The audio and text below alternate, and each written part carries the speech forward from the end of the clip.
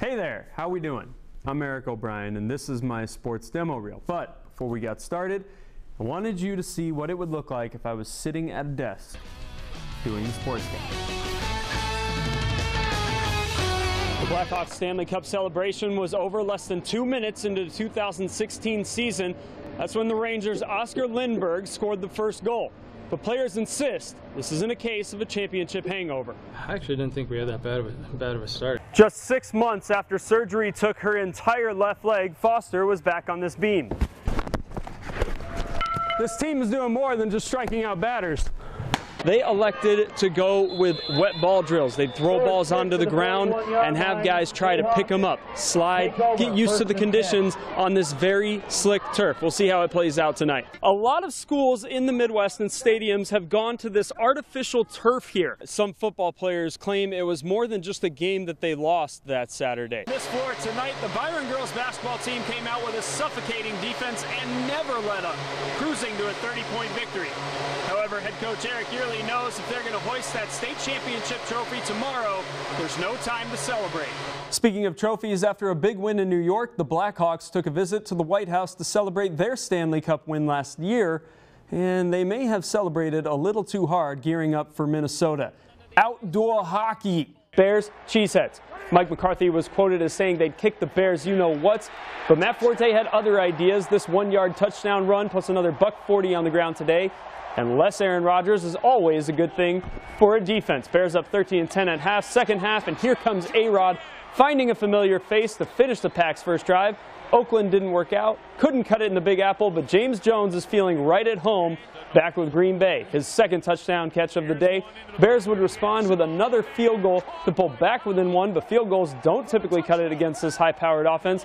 Rodgers delivers a great ball to Randall Cobb, who's playing on a bum shoulder. Green Bay back up 8. A good drive, Bears threatening. You can't teach an old dog new tricks, and you can't teach Jay Cutler to not throw it to the other team. Thanks for staying with us. Against all odds, on any given day, we can find childhood cancer survivor Kate Foster perfecting her balance beam routine on one leg for her final competition. She is amazing. 23 News reporter Eric O'Brien shows us what's causing the 17-year-old gymnast to take a break from some of the most important training of her career and how it could benefit some other kids running out of hope. Sticking it. A golden phrase for any gymnast, and the reason why 17-year-old Kate Foster is back in the gym every day. I'm just doing what I love. I mean, it's strange when people come up to me and say, oh, you're an inspiration. Next month, Foster is heading to Florida for nationals in what will be this Rockford native's final competition 3 years into her mission. She's a competitor.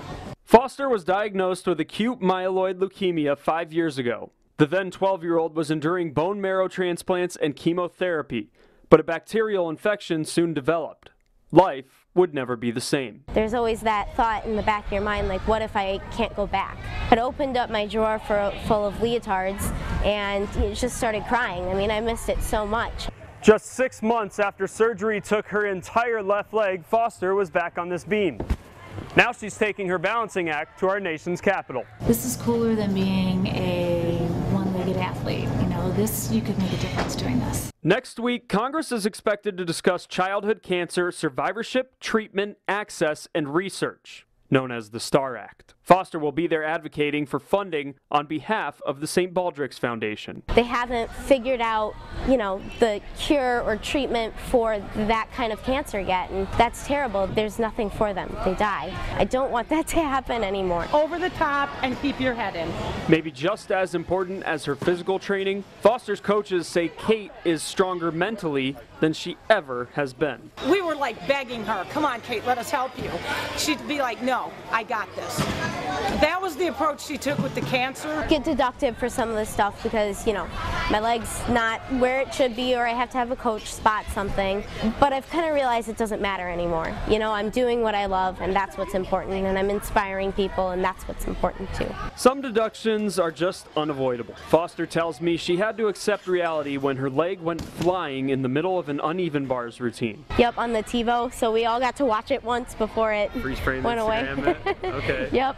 Kate says she's happy to put crucial training on hold for such a good cause. In Rockford, Eric O'Brien, 23 News.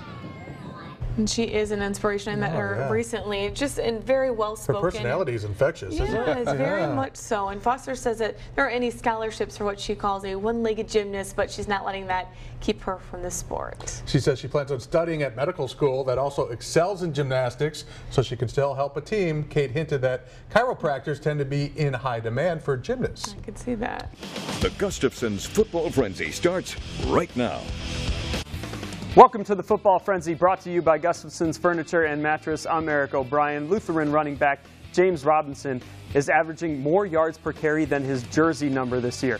First play from scrimmage, and number 25 goes 54 yards to the house, leaving a mark on his way. The Cubs have reached the stretch of their season, and no, I'm not talking about singing in Harry Carey's box. Chase Utley between Arietta and history, and Jake gets Chase to chase, striking out the side to seal the deal. He had 9, count them, 9 birdies as part of a 7-under round. Last chance for the Bears from 50 yards out, and Robbie Gould is fool's gold. We go up 58-55, but Cameron Kohlberg has clutch running through his veins. Moment of the weekend belonged to the old-timers yesterday.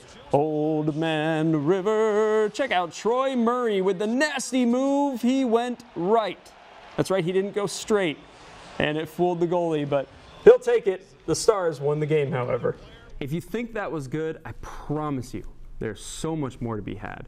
And just like the baseball diamond, I'm going to bring energy, personality, and relentless work ethic to the newsroom. And before we go, I just want to say a couple of thoughts. My philosophy on the dying breed that is local sports. I believe personality is the most important thing we can have. I believe the viewer connects with this, one-on-one, the character. Sure, we're going to get the facts, we're going to get the highlights out there, but we're going to do it in the most entertaining way possible. I'm going to do it in the most entertaining way possible. Thank you so much for taking the time to watch this video. I know it was a little unorthodox, so I appreciate you sticking with it.